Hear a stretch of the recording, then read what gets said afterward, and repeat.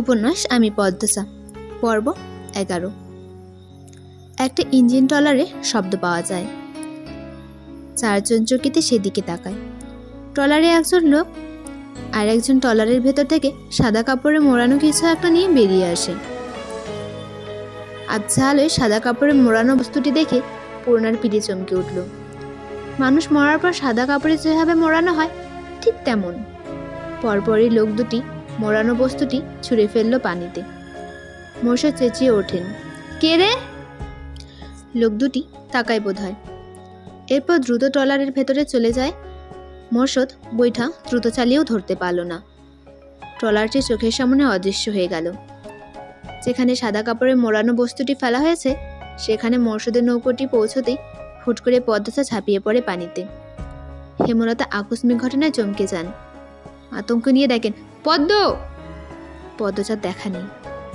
তিনি নৌকো থেকে ঝাঁপ দিতে যাবেন, তখনই পদ্মচা ভেসে ওঠে, হাতে সাদা কাপড়ে মোড়ানো বস্তুটি। পদ্মচা মুখ তুলেই হেমলতাকে বলল, আম্মা, আমি ঠিক ভেবেছি, এটা লাশ। পূর্ণা লাশ শুনেই কাঁপতে থাকে, অথচ পদ্মচা স্থির, ঠান্ডা। এই শেষ রাত্রিরে নদীর জলে ভেসে আছে, দু হাতে মৃত মানুষ জড়িয়ে ধরে। লাশটি নৌকোয় তুলতেই পূর্ণা ভয়ে কুঁকড়ে গেল। মোর্শেদের পাশ ঘেঁষে বসে। তার মনে হচ্ছে চারিদিকে প্রেতাত্মারা তাকিয়ে আছে, যে কোনো মুহূর্তে ঝাঁপিয়ে পড়বে, ঘাড় মটকে দেবে। ঘাড় মটকানোর কথা ভাবতেই পূর্ণার ঘাড় শিশির করে উঠল। ভূত ভূত বলে চেঁচিয়ে ওঠে। হঠাৎ পূর্ণার চেঁচানি শুনে মোর্শেদ ভয় পেয়ে যান। এমনিতেই গায়ে কাটা দিচ্ছে লাশ দেখে। তিনি পূর্ণাকে এক হাতে জড়িয়ে ধরে বলেন, কোন হানে ভূত, ডরাস না। মাথার কাছে বাঁধা দড়িটা খুলে কাপড় সরাতেই একটা মৃত মেয়ের মুখ ভেসে ওঠে। হেমলতা পদ্মচা দুজনই ভেতরে ভেতরে চমকে যায়, কিন্তু প্রকাশ করল না। হেমলতা এদিক ওদিক তাকিয়ে মানুষের উপস্থিতি দেখেন। এরপর কণ্ঠ খাদি নামে বলেন, চিনি না তো, তুই চিনিস? পদ্মচা মাথা নাড়িয়ে জানালো সে চেনে না। পরপরই মোর্শেদকে ডাকলো পদ্মচা, আব্বা, দেখো তো তুমি চিনো নাকি? মোর্শেদ উঠে আসতে চাইলে পূর্ণা ধরে রাখে। মোর্শেদ পূর্ণাকে নিয়ে এগিয়ে আসেন। মৃত মেয়েটার মুখ দেখে বলেন, না না, চিনি না। হেমলতা চিন্তায় পড়ে যান। শরীরের পশম কাটা দিচ্ছে। চারিদিক অন্ধকারে ঢাকা, হিমশীতল বাতাস, আর সামনে সাদা কাপড়ে মোড়ানো এক মেয়ের লাশ। অতি ব্যথিত কণ্ঠে বললেন, কোন মায়ের বুক খালি হলো কে জানে? পদ্মচা বিড়বিড় করে, আমার একজনকে চেনা লাগছে আম্মা। হেমলতা ধৈর্যহারা হয়ে প্রশ্ন করল, কে? চিনেছিস? নাম কি জানিস? পদ্মচা ভাবছে, গভীর ভাবনায় ডুবে কিছু ভাবছে। হেমলতার প্রশ্নের জবাবে বলল, নাম জানি না আম্মা, দাঁড়াও আমি বলি লোকটা কেমন। পদ্মচা চোখ বুঝে কিছুক্ষণ আগের মুহূর্তে ফিরে যায়। চোখ বোঝা অবস্থায় রেখে বলে, আব্বা যখন বলল কে রে, তখন একটা লোক আমাদের দিকে তাকায়। লোকটার চোখগুলো ভীষণ লাল, অনেক মোটা, খুব কালো, মাথার চুল ছুটি বাঁধা ছিল। এমন একজন লোক আমি স্কুল থেকে ফেরার পথে অনেকবার দেখেছি। কথা শেষ করেই পদ্মচা চোখ খোলে, খুশিতে গদগদ হয়ে বলে, লোকটা দেখা পেলে আমি ঠিক চিনে ফেলবো আম্মা। চিনে কি হবে, প্রমাণ তো নেই। আর মেয়েটা মারা গেছে নাকি খুন সেটা তো জানি না। প্রমাণ নেই তো ঠিক, কিন্তু মেয়েটা খুন হয়েছে আম্মা। এই দেখো মেয়েটার গলায় কত দাগ, আর পেটের কাছে দেখো রক্তের দাগ। নদীর পানি পুরোটা রক্ত মুছে দিতে পারেনি। হেমলতা অবাক হয়ে পদ্মচার কথা মতো খেয়াল করে দেখেন, সত্যি তো। তিনি বিস্ময় নিয়ে বলেন, একটার পর একটা খুন, হানিফের পর প্রান্তের বাবা, এরপর এই মেয়ে। আমি বুঝে উঠতে পারছি না কে বা কারা এমন করেছে। ওই লোকটার দেখা যদি আরেকবার পাই আমি ঠিক এর রহস্য বের করবো আম্মা, বলল পদ্মচা। মৃত মেয়েটার মুখ কাপড় দিয়ে ঢেকে দিল পদ্মচা। এরপর দড়ি দিয়ে আগের মতো বেঁধে মোর্শেদকে বলল, আব্বা, কলাপাড়ার দিকে যাও। ওখানে কি? হেমলতা বললেন। পদ্মচা শান্ত কণ্ঠে বলল, কলা গাছের ভেলা বানিয়ে লাশ ভাসিয়ে দেবো আম্মা। পানিতে ফেললে কেউ পাবে না, ভাসিয়ে দিলে কেউ না কেউ পাবে। মেয়েটার পরিবার খুঁজে পাবে। আমাদের বাড়িতে এখন লাশ নিয়ে যাওয়া ঠিক হবে না, অনেক মানুষ আছে, সবাই ভয় পাবে। বিয়ের আমেজটা চলে যাবে। 1 সপ্তাহ হয়নি ওই ঘটনাটা পাওয়ার হওয়ার। আমা বুঝছো আমি কি বলতে চাইছি? হেমলতা কিছু মুহূর্তকাল পদ্মচার চোখে চোখ রেখে বসে রইলেন। পদ্মজার কথার উত্তর না দিয়ে মোর্শেদকে বলেন, কলাপাড়ার দিকে যাও। সকাল সকাল গায়ে হলুদ করার কথা ছিল, কিন্তু বউ এখনো ঘুমে। বাড়ি ভর্তি মানুষ, কলা গাছের ছাদ বানিয়ে সবাই অপেক্ষা করছে। হেমলতা কিছুতেই পদ্মজাকে ডাকতে দিচ্ছে না। দুপুরের আজান পড়তেই পদ্মজা ধরফরিয়ে ওঠে। মনে পড়ে আজ তার গায়ে হলুদ। সে কাক ডাকা ভরে বাড়ি ফিরে ঘুমিয়েছিল, তারপর আর কিছু মনে নেই। বালিশের পাশে হলুদ শাড়ি রাখা। পদ্মজা দ্রুত শাড়িটা পরে নেয়। এরপর পূর্ণাকে ডাকে। বাহিরের কোলাহল শোনা যাচ্ছে।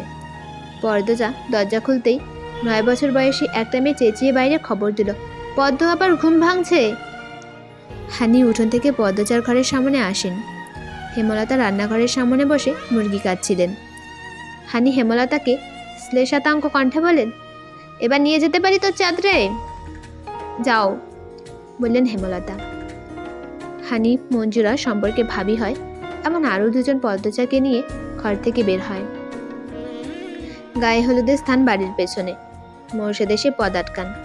গামছা কোমর বাঁধতে বাঁধতে বলেন, আমার শরীরে আমি লইয়ে যাবো ছাদনা তলায়। কথা শেষ করে মোর্শেদ পদ্মজাকে পাঁচকোলে তুলে নেন।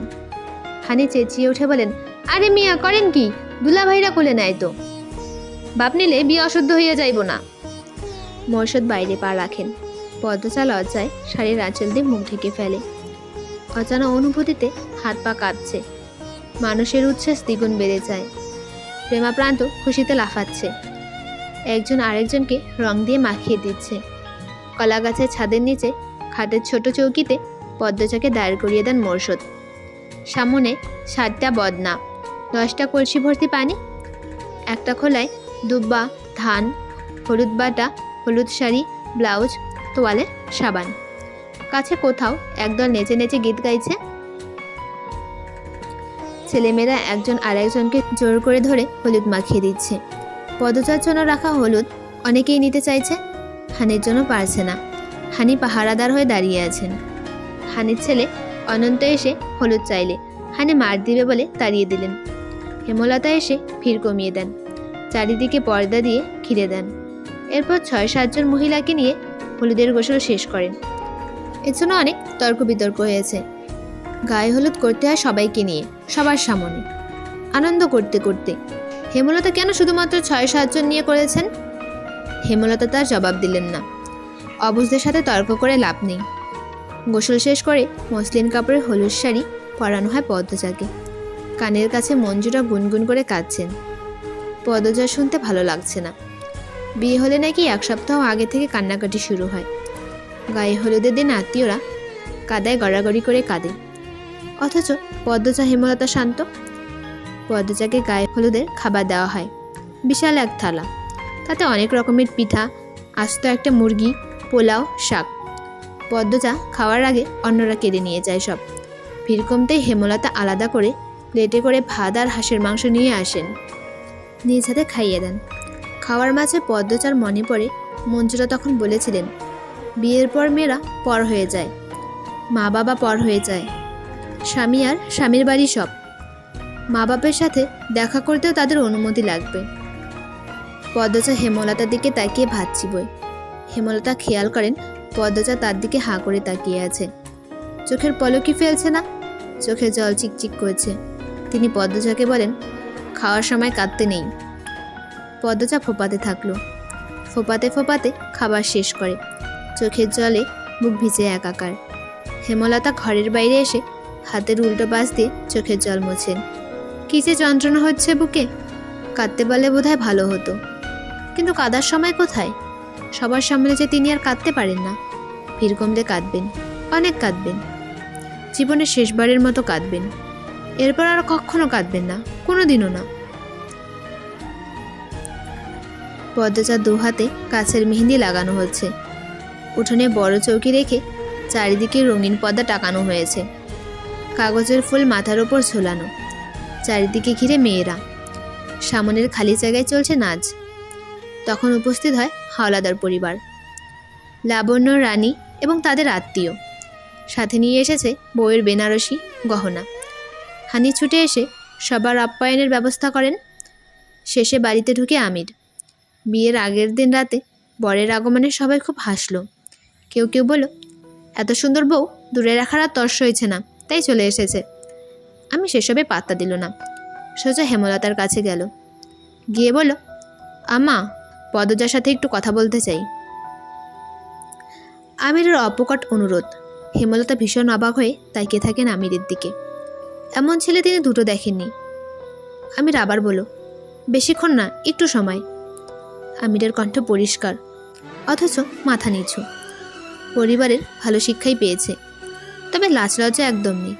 হেমলতা মৃদু হেসে বলেন, ঘরে গিয়ে বসো, পদ্ম আসছে। আমির হেমলতার পাশে সালাম করে পদ্মচার ঘরের দিকে চলে গেল। হেমলতা পদ্মচাকে ডেকে নিয়ে আসেন।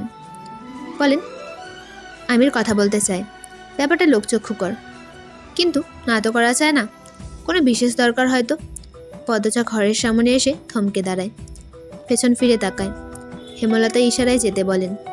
পদ্মচা ঘরে ঢুকে ডাগর ডাগর চোখ মেলে আমিরের দিকে তাকায়।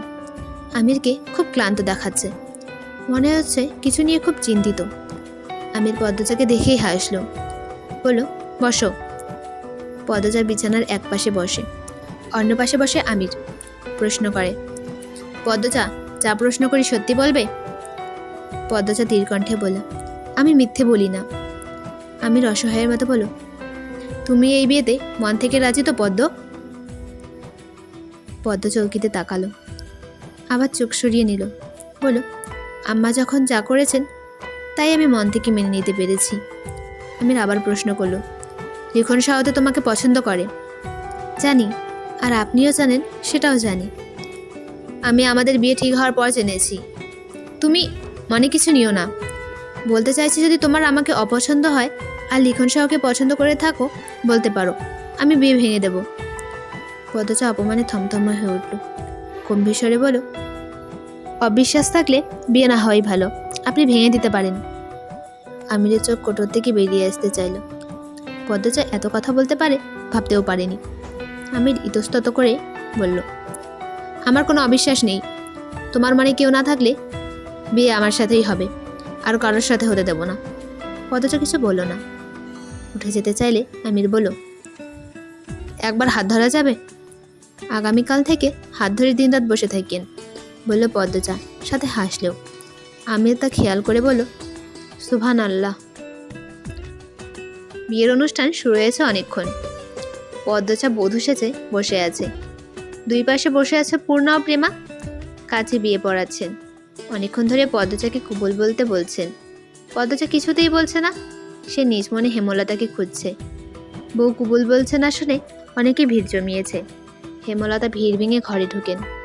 হেমলতাকে দেখে পদ্মজা ঠোঁটে হাসি ফোটে। ছল ছল চোখ নিয়ে 3 বার কুবুল বলে। হেমলতা 2 চোখে পানি, কিন্তু ঠোঁটে হাসি। পদ্মচাকে বধূ সাজবার পর মাত্র দেখলেন তিনি। লাল বেনারসিতে পদ্মচার রূপ যেন গলে পড়ছে। পাশের ঘরে কে যেন কাঁদছে। হেমলতা দেখতে চান। আয়না দেখানোর পর্ব শুরু হয়। আয়নায় তাকাতেই আমি চোখ টিপল। পদ্মচা লজ্জায় চোখ সরিয়ে নিল।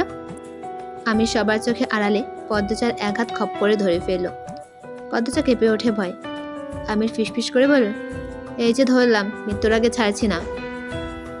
বিয়ে বাড়ির ভিড় কমে গেছে। বিদায় পালা চলছে। করুণ কান্নার স্বরে চারিদিকে হাহাকার করছে। মঞ্জুরা হানি কেঁদে কুল পাচ্ছে না। মোরশাদ নদীর ঘাটে বসে গোপনে চোখের জল ফেলছে। পূর্ণা পদ্মচার গলা জড়িয়ে সেই যে কান্না শুরু করেছে, থামছেই না। প্রেমা প্রান্ত কাঁদছে। কাছে আরও মানুষ। একটা মেয়ের বিয়ের বিদায় পর্ব কতটা কষ্টের তা শুধু সেই মেয়ে আর তার পরিবার জানে। পদ্মচা কাঁদছে। পূর্ণার মাথায় পিঠে হাত বুলিয়ে দিয়ে বারবার বলছে, বোন, বোন আমার, মন খারাপ করে থাকবি না, কিন্তু একদম কাঁদবি না, আমি আসবো, তুইও যাবি। আমার খুব কষ্ট হবে রে বোন, আর কাঁদিস না, এভাবে কাঁদলে অসুস্থ হয়ে যাবি। রিদওয়ান তাড়া দেয়, সন্ধ্যা হয়ে যাবে, তাড়াতাড়ি করুন। পদ্মচা আকুল হয়ে কেঁদে ডাকে, আম্মা কই, আমার আম্মা কই, আম্মা, ও আম্মা। হেমলতা লাহরি ঘরের পাশে দাঁড়িয়েছিলেন। পদ্মচার ডাক হেঁটে আসেন। এক একটা পা মাটিতে ফেলছে আর বুক ব্যথায় চুরমার হয়ে যাচ্ছে। তবু হাসার চেষ্টা করছেন, কিন্তু পাচ্ছেন না। যে মেয়ের জন্য তিনি নতুন করে জীবনের মানে খুঁজে পেয়েছিলেন, সেই মেয়ের আজ বিদায়। সারা জীবনের জন্য অন্যের ঘরে চলে যাবে। হেমলতাকে দেখে পদ্মজা ছুটে এসে জড়িয়ে ধরে হাউমাউ করে কেঁদে উঠল। হেমলতা দ্রুত চোখে জল মুছে পদ্মজাকে আদুরে কণ্ঠে বললেন, এভাবে কাঁদতে নেই মা, বিয়ে তো হবারই কথা ছিল। আম্মা, আমি তোমাকে ছাড়া থাকবো কেমন করে? সবাইকেই থাকতে হয়, আস্তে আস্তে ঠিক হয়ে যাবে মা। হেমলতা পদ্মজার কপালে চুমু খান। পদ্মজার দুই চোখের জল মুছে দিয়ে বলেন, শ্বশুরবাড়ির সবার সাথে মিলেমিশে থাকবি, নিজের খেয়াল রাখবি। পদ্মজা হেমলতাকে জোরে চেপে ধরে বলো, আম্মা যাব না আমি। হেমলতা পদ্মজার মুখের দিকে চাইতে পারছে না। ভাঙা গলায় আমিরকে ডেকে বলল, নিয়ে যাও আমার মেয়েকে, খেয়াল রেখো, ওর আব্বা ঘাটে বসে আছে, ডাকতে হবে না, একা থাকো। তোমরা পদ্মকে নিয়ে যাও, সন্ধ্যা হয়ে যাচ্ছে। আর কিছু বলতে পারলেন না। চোখ বেয়ে টুপটুপ করে কয়েক ফোঁটা জল গড়িয়ে পড়ে মাটিতে, পদ্মচার বেনারসিতে। আমির পদ্মচাকে পাঁচকল করে নেয়। পদ্মচা আকুতি ভরা কণ্ঠে হেমলতাকে ডেকে অনুরোধ করে তাকে জড়িয়ে ধরে রাখতে। হেমলতা রাখেননি, মুখ ঘুরিয়ে নেন। পুনর দু হাতে মুখ ঢেকে কাঁদছে। পদ্মচাকে পালকিতে বসিয়ে দেয় আমির। এরপর দুহাত পদ্মচার গালে রেখে বলল, একদিন পরেই আসবো আমরা। পদ্মচা দুই হাতে মুখ ঢেকে ফুপিয়ে ওঠে। সব কিছু শূন্য লাগছে, মস্তিষ্ক ফাঁকা হয়ে গেছে। পালকি ছুটে চলছে শ্বশুর বাড়ি। পূর্ণা হেমলতাকে জড়িয়ে ধরে বলেন, আম্মা, কেন বিয়ে দিলে আপার? তোমার কি কষ্ট হচ্ছে না? হেমলতা হাঁটু ভেঙে মাটিতে বসে পড়ে। পূর্ণাকে জড়িয়ে ধরে গগন কাঁপিয়ে চিৎকার করে কেঁদে ওঠেন। উপস্থিত সবার কান্না থেমে যায়। হেমলতা পূর্ণাকে জড়িয়ে ধরে বলেন, আমি যদি পারতাম আমার পদ্মকে বিয়ে দিতাম না পূর্ণা, ও যে আমার 7 রাজা ধনের চেয়েও বেশি কিছু। হানি বরাবরই কাতুক স্বভাবের। হেমলতা কখনো কাঁদে না। সেই হেমলতা কিভাবে কাঁদতে দেখে কান্না লুকিয়ে রাখতে পারল না। হেমলতার মাথা বুকের সাথে জড়িয়ে ধরে কেঁদে বলল, এটাই তো নিয়ম, কেঁদে আর কি হবে? হেমলতা মুহূর্তে ছোট বাচ্চা হয়ে যায়। হানিকে ধরে হাউমাউ করে কেঁদে ওঠে, বলে, আপা, আপা, ওরা আমার মেয়ে নিয়েনি, আমার কলিজা ছিঁড়ে নিয়েছে। আপা, কেন বিয়ে হলো আমার পদ্মের? মঞ্জুরা হেমলতার মাথায় হাত রেখে সান্ত্বনা দেন, দেখিস পদ্ম খুব ভালো থাকবে, ও খুব ভালো মেয়ে। হেমলতা হানিকে ছেড়ে মঞ্জুরাকে জড়িয়ে ধরেন। হাত পা ছুঁড়ে কাঁদতে কাঁদতে বলেন, আম্মা, আম্মা, তুমি কখনো আমাকে ছুঁয়ে দাওনি, এবার আমার এই মরণ কষ্টটা কমিয়ে দাও। আম্মা, আমার খুব কষ্ট হচ্ছে, বিশ্বাস করো আম্মা। আম্মা, আমার পদ্মকে ছাড়া আমি কেমনে থাকবো? মঞ্জুরার বুক ধুকপুক করছে। জন্মের পর হেমলতা কি কখন এভাবে কেঁদেছে? মনে পড়ছে না। তিনি পারেননি হেমলতার এই কষ্ট কমাতে, শুধু বুকের সাথে চেপে ধরে রাখলেন। এভাবে যদি ছোট থেকে আগলে রাখতেন, হেমলতার জীবনটা এত কষ্টের হতো না। পদ্মচা ছটফট করছে, কিছু ভালো লাগছে না। ইচ্ছে হচ্ছে ছুটে যেতে মায়ের কাছে। গলা শুকিয়ে কাঠ, এক্ষুনি মারা যাবে হয়তো। পদ্মচা হঠাৎ চিৎকার করে ওঠে, থামো তোমরা, থামো, আল্লাহ দোহাই লাগে, থামো। পালকি থেমে যায়। পদ্মচা পালকি থেকে মাটিতে পা রেখেই মোড়ল বাড়ির দিকে ছুটতে থাকলো। কেউ আটকে রাখতে পারেনি। সবাইকে ধাক্কা দিয়ে দূরে ঠেলে ছুটে চলেছে সে মায়ের বুকে। আমির শুধু চেয়ে রইল। সন্ধ্যা নামার পূর্ব মুহূর্তে একটা লাল বেনারসি পরা অপরূপ সুন্দরী মেয়ে ছুটছে, দেখতেও ভালো লাগছে।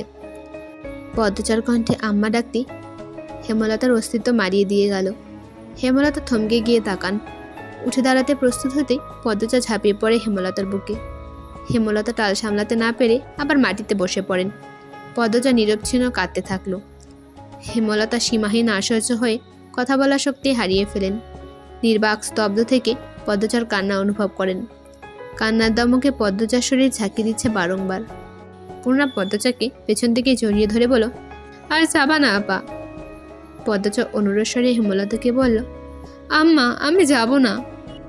হেমলতার দুই চোখ বেয়ে টপ টপ করে জল পড়ছে। প্রতি ফোঁটা জল পদ্মচার বুকে সাইক্লোন, টর্নেডো, ঘূর্ণিঝড়, ভূমিকম্প সহ সব ধরনের দুর্যোগ বয়ে দিচ্ছে। হেমলতা শক্ত করে জড়িয়ে ধরেন পদ্মচাকে। অশ্রুরুদ্ধ কণ্ঠে বলেন, কোথাও যেতে হবে না তোর। হেমলতার এহেন কথা শুনে হানি মঞ্জুরার মাথায় বাজ পড়ল। সে কি কথা? হেমলতা একবার যখন বলেছে, তাহলে সত্যি যেতে দেবে না, তাহলে মেয়ের বিয়ে দেওয়ার কি দরকার ছিল? হানি শক্ত কিছু কথা শোনানোর জন্য প্রস্তুত হয়। তখনই হেমলতা পদ্মচাকে সরিয়ে দেন নিজের কাছ থেকে। চোখে মুখ শক্ত করে কাট কাট কণ্ঠে বলো, এটা ঠিক হয়নি পদ্ম, এভাবে চলে আসা মোটেও ভদ্রতা নয়। আবেগকে এত প্রশ্রয় দিতে নেই। বিয়ে দিয়েছি, একবার শ্বশুরবাড়ি যেতেই হবে। ওই তো আমির এসেছে। হেমলতা হাত ছেড়ে মাটি থেকে উঠে দাঁড়ান। পদ্মজা হাঁ করে তাকিয়ে আছে হেমলতার দিকে। চোখের পলকে কিরকম রূপ পাল্টে ফেলল। এই তো মাত্র কাজ ছিল। পদ্মজা নিজের চুলে আঙ্গুল পেঁচাতে পেঁচাতে হাসছে। তুষার রয়ে শুয়ে প্রশ্ন করল, হাসছেন কেন? পদ্মজা নাটকীয়ভাবে ব্যথিত স্বরে বলল, আপনি কাঁদছেন তাই। তুষার দ্রুত চোখে জল মুছল। মৃদু হেসে বলল, কাঁদছি নাকি? পদ্মজা হঠাৎ গুনগুনিয়ে কাঁদতে শুরু করল। তুষার জানতে চাইল, আপনি কাঁদছেন কেন? মুহূর্তে পদ্মজা দাঁত কেলিয়ে হেসে ওঠে। চোখে জল, ঠোঁটে হাসি নিয়ে বলে, মন চাইল। আমা বলতেন, যখন যা ইচ্ছে হয় করে ফেলতে, তাতে কারো ক্ষতি বা নিজের কোনো ক্ষতি না হলেই হলো। আপনার মায়ের খবরটা গতকাল শুনলাম। জানেন, সারা রাত ঘুমোতে পারিনি। আপনার মনটা খুব নরম স্যার, কিন্তু কঠিন ভাব নিয়ে থাকেন, আমার আম্মার মতো। তারপর কি হলো? পদ্মজা চেয়ার ছেড়ে ফ্লোরে বসে পড়ল। আর তো বলবো না। তুষার শ্বাসরুদ্ধকর কণ্ঠে বলল, কেন? পদ্মজা ঘাড়ে আঘাত রেখে ক্লান্ত ভঙ্গিতে বলল, এমনি। হেয়ালি করবেন না পদ্মজা, আপনি ছাড়া এই রহস্যের কিনারা অসম্ভব। আপনার পুরো গ্রাম আপনার বিপক্ষে। খুনের কারণও কেউ বলতে পারছে না। আমরা তদন্ত করে ফুল পাচ্ছি না। পদ্মজা চোখ গরম করে তাকায়, কটমাট করে বলল, বলবো না মানে বলবো না। তুষার দ্বিগুণ গলা উঁচু বলে, তাহলে এতটুকু কেন বললেন? আমার ইচ্ছে হয়েছে তাই। আপনার ইচ্ছে সব হবে না। যা খুশি করে নিতে পারেন। পরিস্থিতি বিগড়ে যাচ্ছে। পরিস্থিতি সামলাতে তুষার দুই হাতে মুখ ঢেকে রাগ নিয়ন্ত্রণ করে। এরপর ধীর সুস্থে বলে, দেখুন, আপনি যদি সব খুলে না বলেন, আমি আপনাকে আইনের হাত থেকে বাঁচাতে পারবো না, নির্দোষ প্রমাণ করতে পারবো না। আর আমার মন বলছে আপনি দোষ করতে পারেন না। সবসময় মন সঠিক কথা বলে না, বলল পদ্মজা করুণ স্বরে। তাহলে বলছেন আপনি নির্দোষ না? পদ্মজা চোখ সরিয়ে নিল, হাসল। কি যন্ত্রণা, কত কষ্ট সেই হাসিতে। চোখ ভর্তি জল নিয়ে আবার তাকালো তুষারের দিকে। বলল, আমি খুন করেছি, একই রাতে, একই প্রহরে, একই জায়গায়, একসাথে 5 জনকে। আপনার আইন যা শাস্তি দেয় আমি মাথা পেতে নেব। তুষার অধৈর্য হয়ে বলল, আপনার ফাঁসির রায় হবে পদ্মজা, আপনি বুঝতে পারছেন না? আমার আপনাকে বাঁচাতে ইচ্ছে হচ্ছে। ওপারে যাওয়া আমার জরুরি, আমি সব রায় মেনে নেব। আমি মানতে পারবো না। তুষারের অপকট কথাটা মুখ থেকে বের হওয়ার পর তুষার বুঝলো সে অচেনা এবং ভয়ঙ্কর অনুভূতি নিয়ে খেলছে। পদ্মজার দিকে চেয়ে অপ্রশস্ত হয়ে পড়ে। পদ্মজা তুষারকে পরখ করে নিয়ে হাসি, শান্ত ভঙ্গিতে বলো, এত ব্যাকুল কেন হচ্ছেন? বেশ অনেকক্ষণ তুষার গাঢ় হয়ে বসে রইল। ওপর থেকে অর্ডার এসেছে আসামি পদ্মজা কেন এতগুলো খুন করেছে তার রহস্য উদ্ঘাটন করতে। না পারলে চাকরি চলে যাওয়ার সম্ভাবনা রয়েছে। চাকরি চলে যাক, সমস্যা নেই। নিজের শান্তির জন্য, আত্মতৃপ্তির জন্য হলেও পদ্মজার পেছনের 6টি বছরের গল্প জানতেই হবে। এই কেস হাতে পাওয়ার পর থেকে তার ঘুম হচ্ছে না রাতে। সারাক্ষণ মস্তিষ্কে কিলবিল করে। এত জটিল কেস কখনো ফেস করতে হয়নি। অলিন্দপুর পুরোটা ঘেটেও কিছু জানা যায়নি। যারা খুন হয়েছে তারা আর পদ্মজা ছাড়া হয়তো কেউই জানে না। তুষার আবার বলল, আপনার বিরুদ্ধে সব প্রমাণ, আপনার বিরুদ্ধে সবাই সাক্ষী দিচ্ছে। আপনি কি?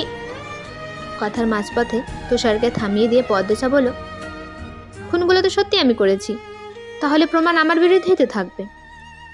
তুষারের মন বিরক্তিতে থেতো হয়ে পড়ে। পদ্মজার সামনে কয়েকবার পায়চারি করে বেরিয়ে যায়। সিগারেট ফুঁকে মাথা ঠান্ডা করে। ফাহিমা চা নিয়ে আসে।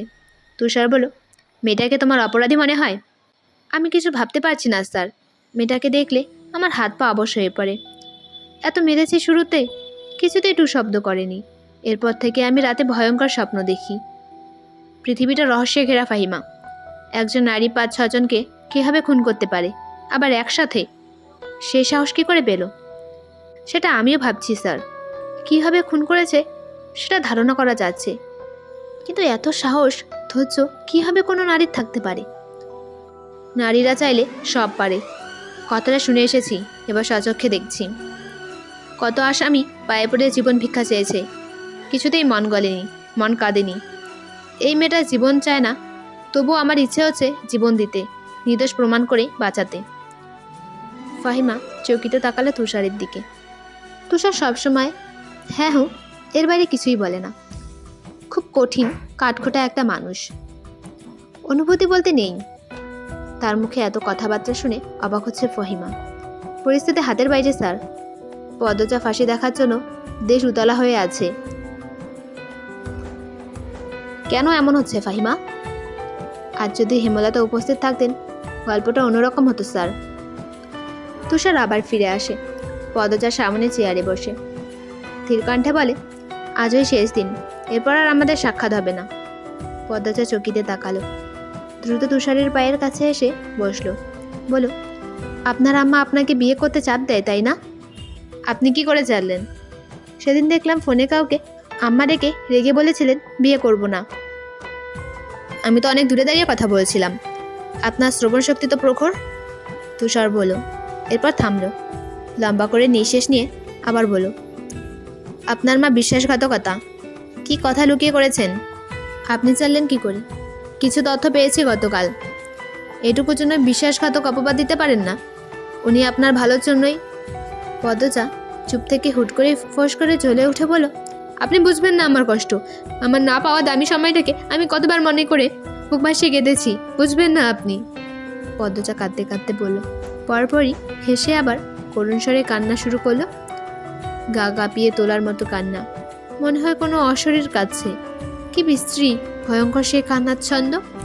তুষারের কান ঝাঁঝা করে ওঠে, চিন্তায় মাথার রক দপদপ করছে। আগামীকাল ভোরে পদ্মজাকে কোর্টে তোলা হবে, রায় হবে। পদ্মজার ফাঁসি চাই বলে রাস্তায় রাস্তায় আন্দোলন, রেডিওতে আন্দোলন, কিন্তু তুষারের মন যে কিছুতেই মানতে পারছে না এই আন্দোলন। এমন নিষ্পাপ মনের অপরূপ সুন্দরীর বিরুদ্ধে পুরো পৃথিবী, কি আশ্চর্য তাই না? সকলকে ধন্যবাদ ভিডিওটি সম্পূর্ণ দেখার জন্য। ভুল ত্রুটি হলে ক্ষমা করবেন এবং ভিডিওটি ভালো লাগলে লাইক, কমেন্ট, শেয়ার এবং চ্যানেলটিকে সাবস্ক্রাইব করবেন। ধন্যবাদ।